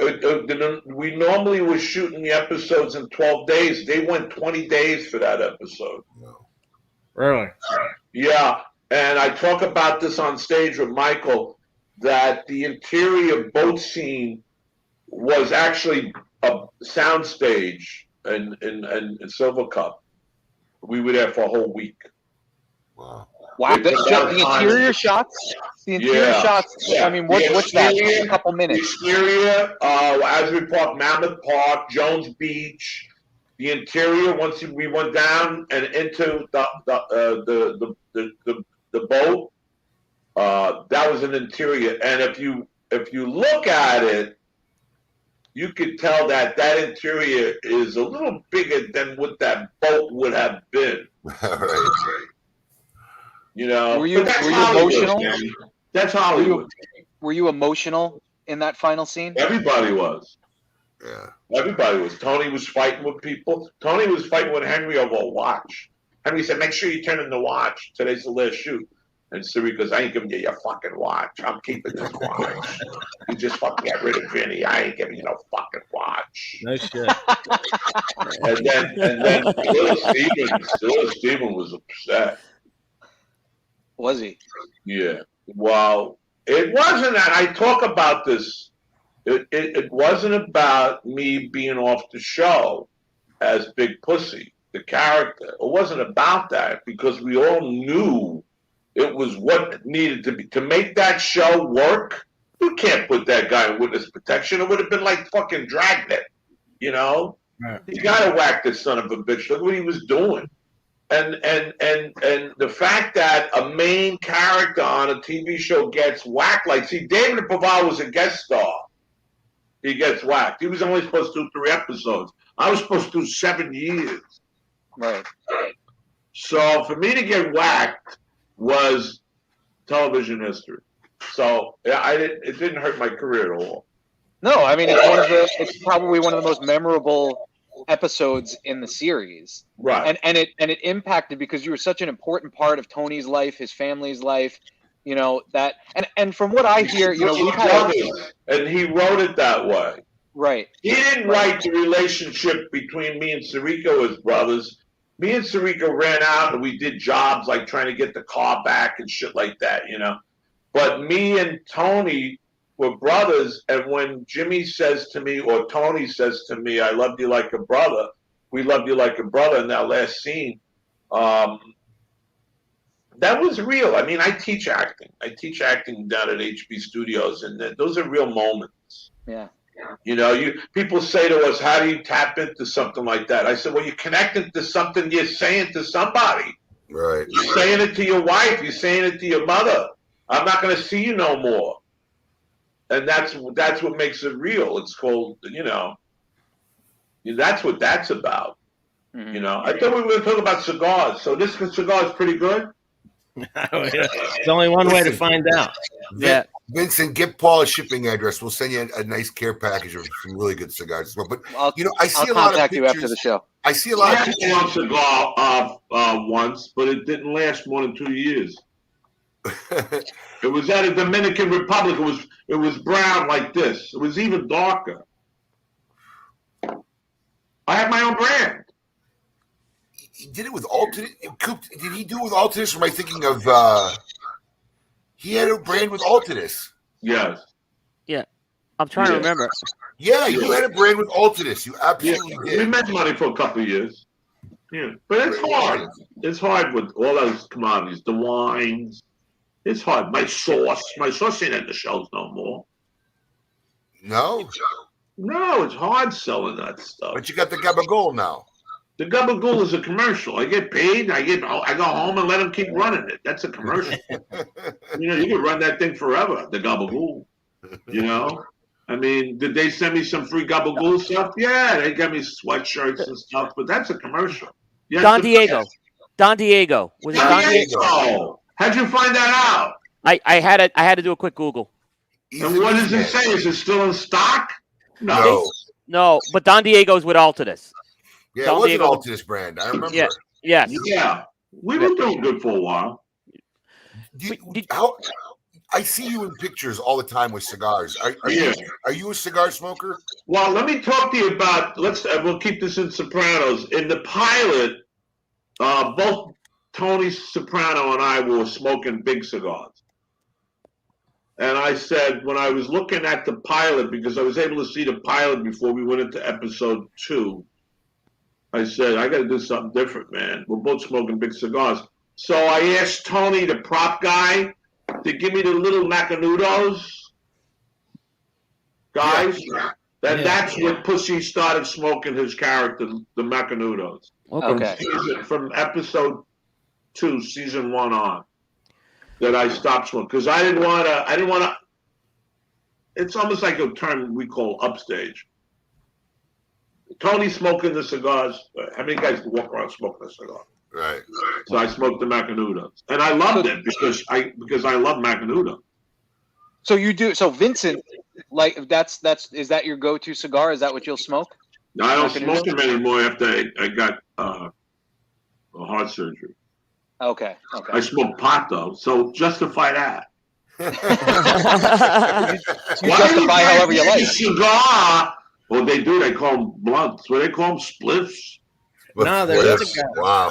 The rappers, they get the cigar like this. What do? They slice them open. I don't know how they do. I was with Busta Rhymes one time. We were in the Oakwood in L.A. I was working on the practice, and I was living there. And somebody knocks on my door and said, Busta wants you downstairs, Vinny. We're recording tonight. I says, okay.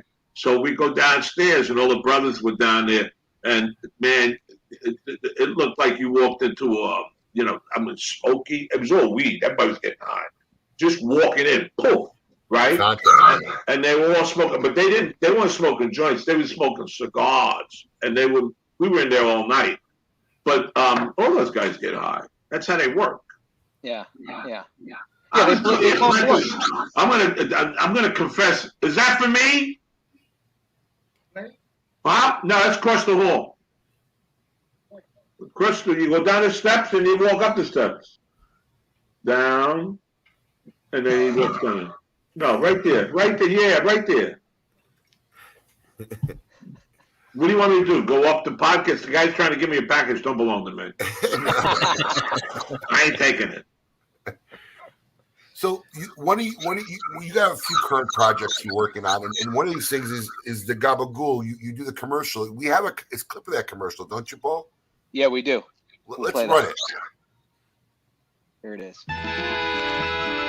Hey, it's me, the Gabagool, and today I'm gonna teach you how to make these Dietz and Watson hoagie bites for your Halloween guests. But on, this is friggin' delicious. Not for nothing, but now you gotta chop them into little pieces so your guests can enjoy them. See what I'm saying? Here you go, tasty hoagie bites. We shot that in Philly. Did you? Yeah. How long was makeup in the chair? About 2 hours. But it was weird because the makeup girl says, "Hi, Benny, you don't remember me?" And I'm like half asleep. "I did your makeup on Made in Chinatown." I said, "Yes, how's your father?" Because her father and I grew up together. Oh. It was weird. And she did my makeup. She was so... That was a fun job, in and out. Those are great jobs. And then I just worked with Armand on Don Q. Birthday Cake is on Stars. Stars. And that's with Val Kilmer, right? Yeah, I like it. I the first time I saw it, I was like, eh. But now it reminds me of Abel Ferrara. Actually, Abel was at the premiere. It's that kind of almost like a Mean Streets vibe. Because it's a journey, you know. Yeah, I think you guys will like it. There's a lot of good actors in it. You know, for someone go ahead. For someone who got into acting late in life, yeah, you know, you seem to understand and grasp a lot of it, and seem to be a fan of genres and stuff. Were you always into cinema and movies growing up? Yeah, I was a little kid. I used to have a paper route. I used to, go to a movie Saturday afternoon after after you collected, you pay your guy the money and whatever you made out for. I used to go to movies every Saturday.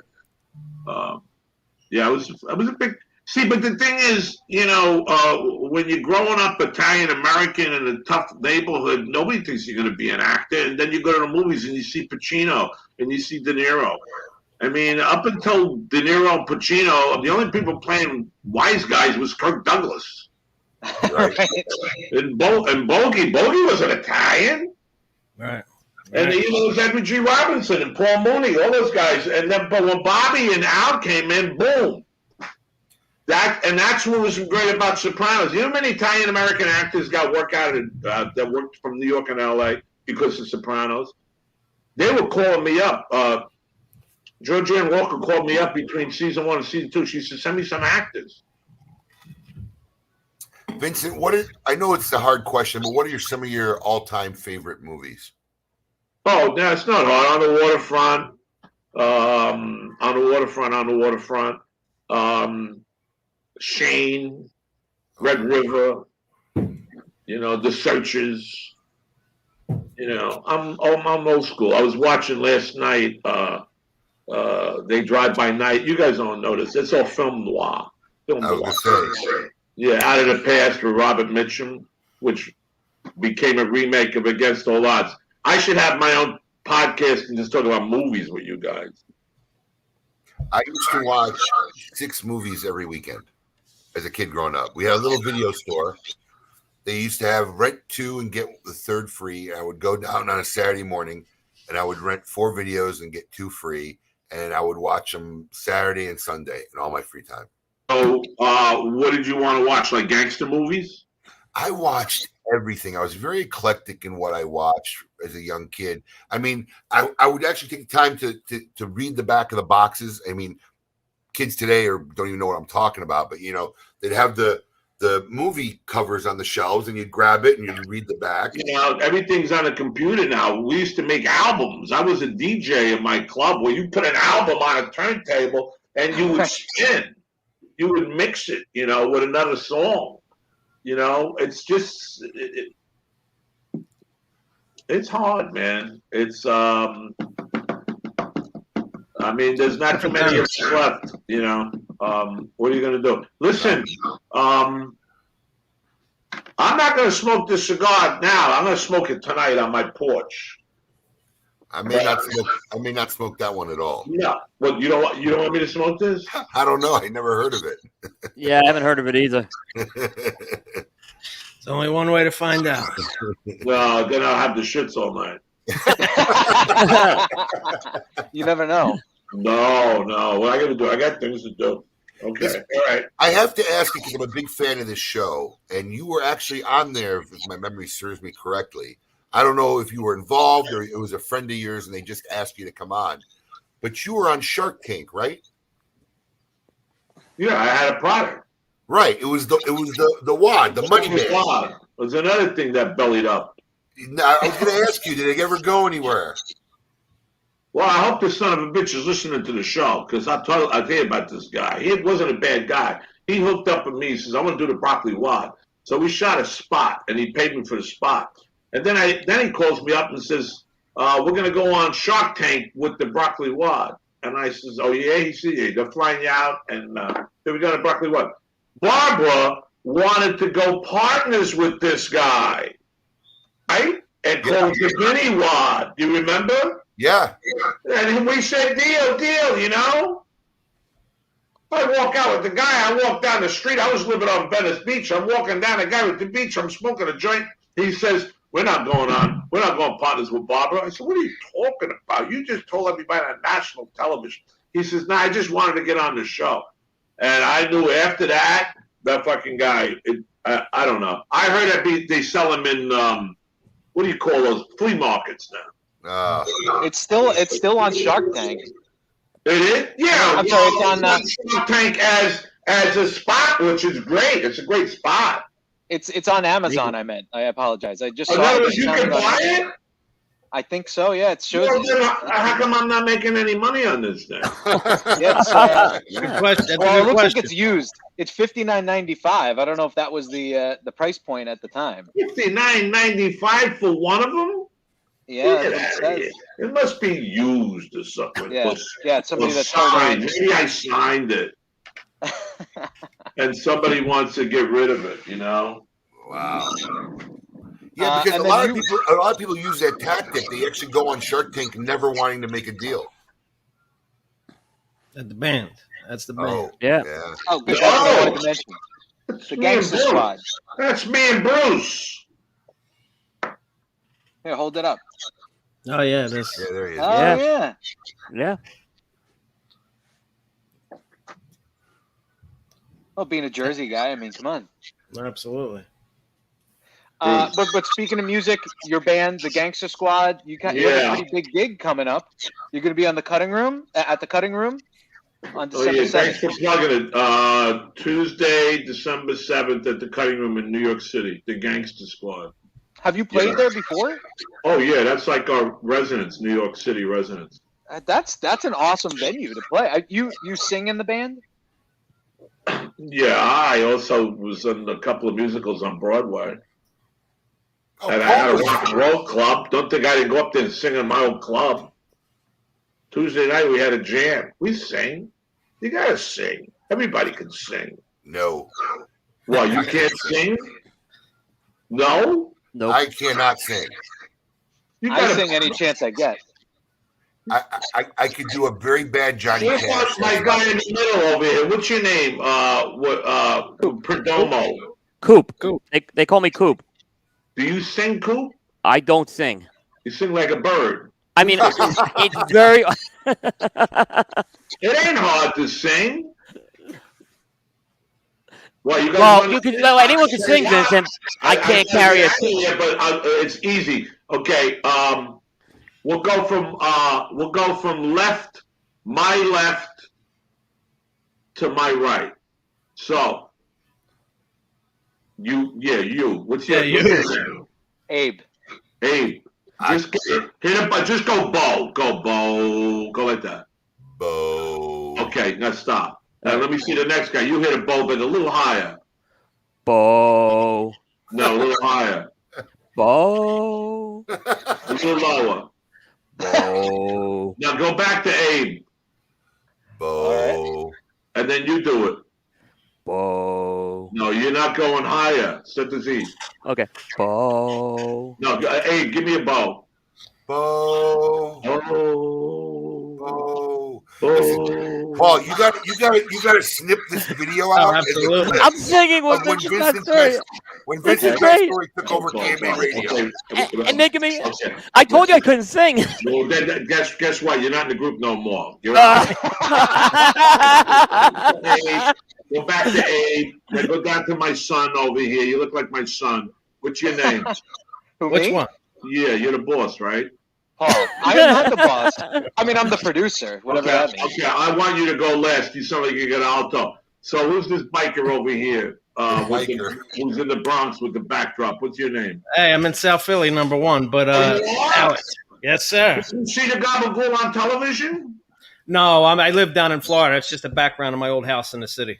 Oh, because I know a couple of people that must have aired. They must have said, yeah, wow. well, Dietz and Watson Philly Company, absolutely.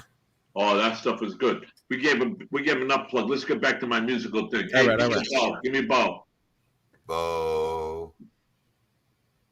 Next. Bow. Good. Next. Bow. Good. Now everybody hit. Go bow, bow, bow. Go. Bow, bow, bow. Go. It's 1, 2, 3. 8. Bow. Bow. Bow. Bow. No, it's got to stretch. 8. Watch. Go bow. Okay. Bow. And then you come in. Bow. And then you come in. Bow. Oh, this is awful. Bow. I'm not going to get involved. Action.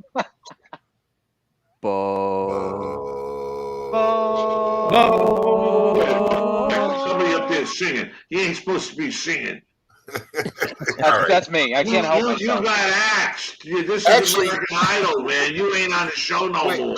Hold on, Vincent. Actually, Paul can actually sing out of all of us. Paul is a singer. All right, then let Paul give him a little Billy Joel real quick. Come on, Paul. Okay. Go, bow, bow, bow. Go, bow, bow, bow. Go. Bow, bow, bow. No, 1, 2, 3. 8. Right, bow. Bow. Bow. And then when they hit the third bow, you go with your cigar in your hand. You go like this. I ran all the way home. And you guys keep going. Bow. Okay, watch it. We're going to have to show that. Go. Action. 8. Bow. Bow. Bow. I went all the way home. Okay, pretty good, but the song is I ran all the way home. Oh, okay. You don't know where he's going.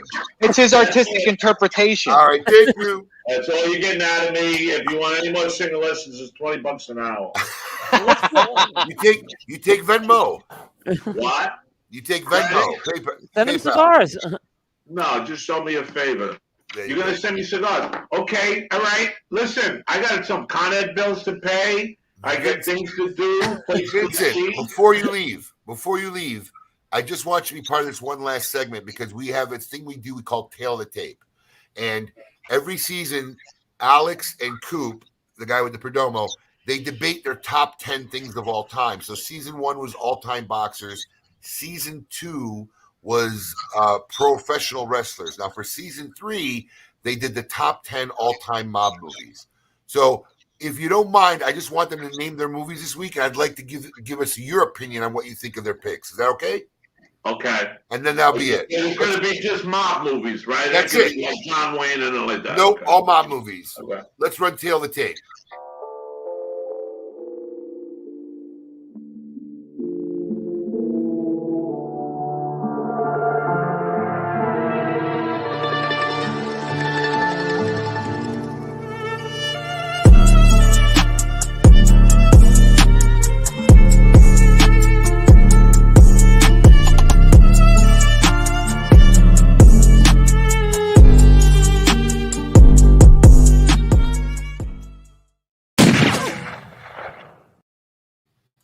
All right, here we go, Coop. Coming in at number 7 for me, top 10 mob movies. I promise you this is pure coincidence. All my movies are picked before we air the season. My number 7 pick is Gotti, 1996, featuring Vincent Pastore as Angelo Ruggiero, the great Armand Asante as Gotti, William Forsythe as Sammy the Bull. Just a great movie. You know, all the cast of characters that we've come to know in mob movies are in there. And, you know, one of the things that's really interesting is that this movie came out in like 96. The Gotti trial was in 92. So, you know, 4 years later, we had a full-fledged movie on HBO. And my number 7 pick just so happens to be the week we have Vincent on the show. Gotti, 96. Mute, Coop. I can confirm what Alex said is 100% true. These were picked ahead of time. Mine is a little more of an under the radar movie, but I really enjoyed this movie. It kind of went through the indie film circuit. The movie's called The Funeral, and it deals with the story of 3 brothers who are basically in the world of organized crime. And it starts off at a funeral, and then they go back and they kind of go through their kind of journey through all this. There's a couple of characters from The Sopranos in there. Artie Bucco's in there, John Ventimiglia. And Annabella Sciorra, who played Gloria, is also in that movie. Check out The Funeral. They won't disappoint with that movie. There it is. Those are picks. Have on our show this So week, far. Guy, what do you think of these? What do you think of these picks, Vincent? Well, actually, we were just talking about Abel Ferrara down in Little Italy, because Abel, you know, he's the funeral's about Little Italy. Abel's from Little Italy, and he was on the set a couple of times. So, and my friend Cha-Cha was in the funeral. I really enjoyed that movie. It was like a nice little, right? Wasn't Christopher Walken? Christopher Walken's in there. Yeah, he plays one of the brothers. But I wouldn't make that one of my 10 all-time movies. No disrespect. I think China Girl that Abel did is a little more powerful as a mob-type movie because there's conflict between the Italian dating the Chinese girl. As for Gotti, it's a true story. I'm working on State of Grace on Mulberry Street at the Mulberry Street Bar with Joe Vitarelli and Ed Harris. I'm doing extra work. I rap. I walk out of the Mulberry Street Bar. I'm walking up the street. Who walks down the street? Sammy the Bull had an umbrella over John Gotti's head, and working next to John Gotti was Angelo Ruggiero, and I wound up playing Angelo Ruggiero. Wow. Wow. And then when I met John Jr., he said, "There's no Gotti like the first Gotti." Wow. That's a fact. Well, before you leave, listen, Vincent, I want to really thank you for coming on. Thank you for sharing your Saturday morning with us and our fans, giving us a little history and some great stories and some of the projects you got going on. But I'm gonna defer to you on a debate that I've had with Coop, the guy with the Perdomo screen in the back, that many of us have had. One of his top 10 mob movies, as we titled the section, was Scarface with Al Pacino. Yeah. Now, would you consider that a mob movie? Yeah, I was. You know, you got to watch. There's a whole documentary on Brian De Palma that's on Showtime, and actually, I watched it yesterday over a cigar, and he talks about that scene You know the scene in Scarface where everybody kept getting shot up at the end? Yeah. Well, Al got sick and he was off for a whole week, so they had nothing to do. So they brought in George Lucas, and he did a lot of that second AD shit. They had a week to fill up. Oh, wow. Isn't that something? That's what I saw on the thing. Wow. But Scarface, come on, say hello to my little friend. Yeah, But is it a mob movie? Is it really a mob movie? That was our argument. Why wouldn't it be a mob movie? Because it ain't about Italians? Exactly. Yeah, that's how I feel. Yeah. That was American Me, which with Edward James Olmos is all about Mexican gangs in California. That ain't a mob movie? I don't know. What is your definition? I'm not going to fight with you. What's your definition of a mob movie?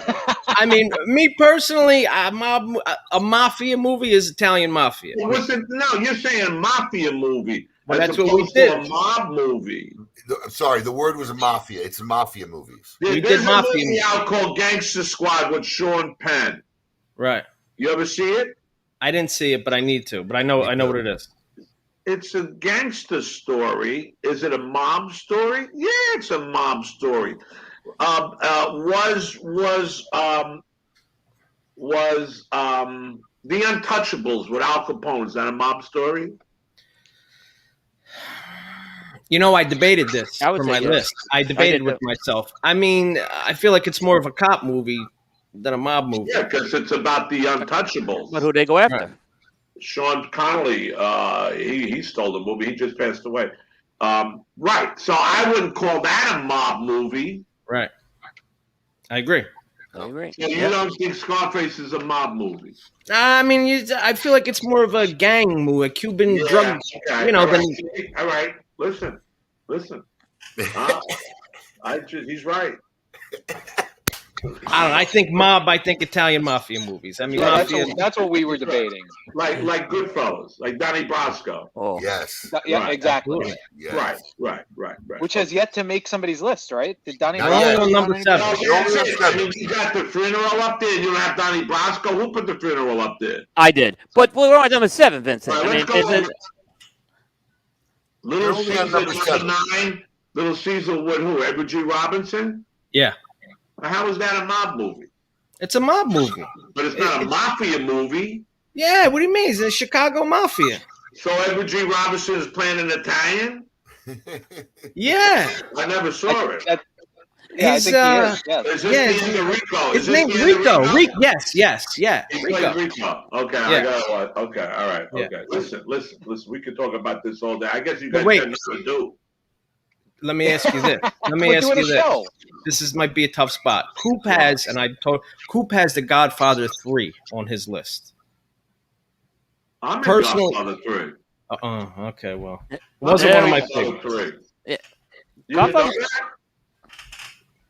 I didn't love the Godfather 3. I thought it was really I good. didn't either, but I'm in it. Well, listen, I got two. Wait, I got 4 picks up here. You're in 2 of them. You're in Bugsy and you're in Gotti. My 2 are on the left side. So I'm you're not in in 2. Bugsy. I'm in Gotti. I thought you said you were in Bugsy. No, I said I auditioned for Bugsy. Oh, okay. Bugsy's a great movie. I love Bugsy. Bugsy's a great movie. And Ned Banning stole the movie. Okay, Yeah. what else? That's all we got. We appreciate it. Yeah. Hey, Vincent. Go ahead, He should Paul. be higher, maybe. No, I was going to say, I agree. I don't think Godfather 3 is this abysmal movie that everybody talks about. It's different. It's a different kind of movie. Would I put it in my top 10 all-time favorite mafia movies? Not a chance. But I don't part of hate that it like kind of everybody franchise. else. It's a part of a big franchise, and that movie. They lost me when helicopters started shooting up shit. That lost. Well, if you put it on instant replay, I came off the helicopter when Al came off the helicopter with Andy Garcia. There were 2 guys waiting on the roof. I was one of them. Really? So I'm going to watch it. watch that. I'm going to watch it tonight.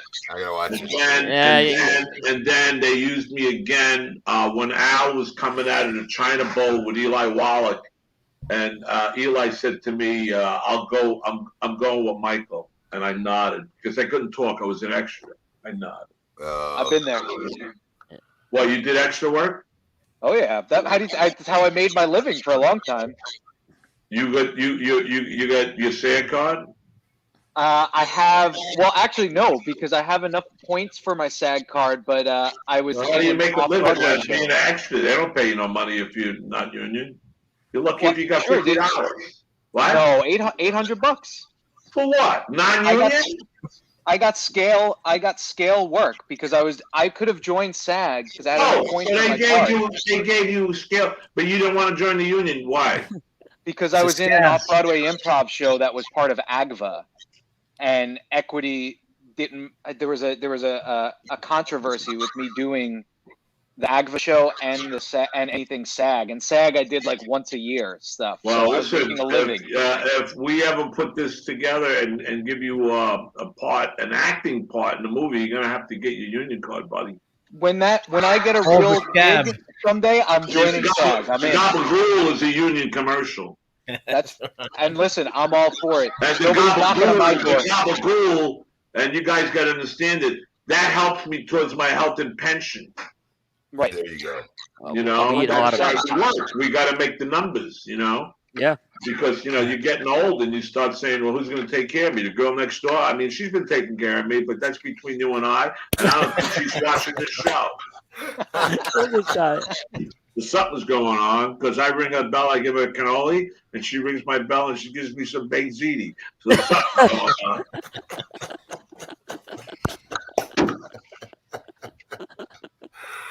Vince, thank you so much, man. It was a pleasure having you. Abe, hit a bow.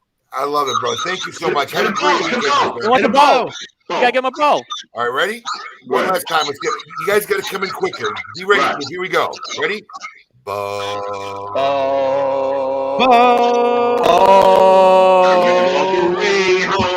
I went all the way home to say I'm sorry. To say I'm sorry. Okay, so go get a stop. Okay, goodbye, guys. Take care, Vincent. Thank you, Vince. Okay, maybe we'll do this again in a couple of months before I go to Europe or something, right? Please let us know. We'd love to talk about it. Yeah. We're going to London and all over. I think it'd be good. I come on the show and I talk to you about before I go.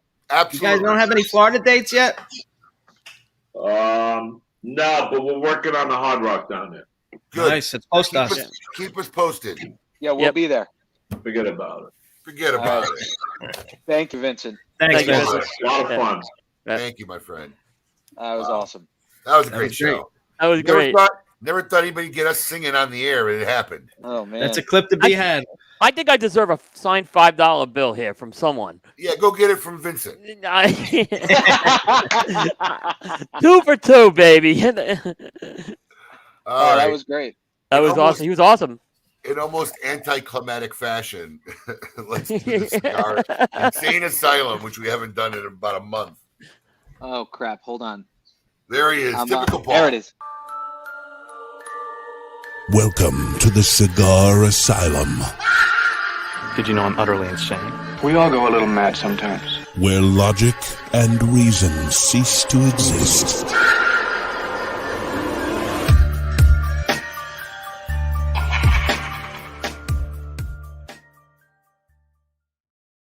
All right, everybody.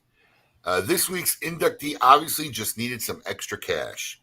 Rapper Fetty Wap was allegedly proven was about to go on stage in New York last week, but just before his set, he was unavoidably detained by the FBI. That's right. The FBI picked up rap star in Critchfield, New York, one place they knew he'd show up. I guess he'd have a was it Cityville? Did I say Critchfield? Oh, that may have been my typo. But he was picked up at Citi Field when he had a show. Yeah, I guess if you're avoiding the police and you have a scheduled concert, it's kind of, It's a good spot. Yeah. The charges, according to legal documents, Fetty and others distributed more than 100 kilograms of cocaine, heroin, fentanyl, crack across Long Island and New Jersey. The feds claim the drugs were first obtained on the West Coast and they used USPS. Wonder why that package didn't get lost. USPS vehicles with secret compartments. Oh, they actually drove fake USPS trucks with secret compartments to smuggle them east. If convicted, he could face life in prison. He was granted bail at $500,000. So much for that rap career. Now, I don't know. Anybody here know who Fetty Wap is? I know who I've he heard of is. him. Yeah. This is, but I can tell you, he's not just like some neighborhood rap kid. This guy's worth millions of dollars, which is, And he's dealing drugs. Yeah, he's not some Yeah, So- you are without a doubt in the insane asylum this week. All right, that was a fun show, man. Absolutely. That was what a great show. We'll keep in Yes, touch with people. him The clip of us singing will be up on our Facebook page Oh, and YouTube. Great. That's just what I need for hilarious. my almost non-career. Right. Yeah. All right. Well, thanks for hanging in with us another Saturday, Coop. Appreciate it. I Guys, appreciate the opportunity. Thank you. Everybody out there, have a great weekend. Don't forget, Back in Black Cigar Prop Edition from Espinosa Cigars drops Wednesday at noon. All right, Eastern Standard Time. Until next Saturday, everybody, keep it lit.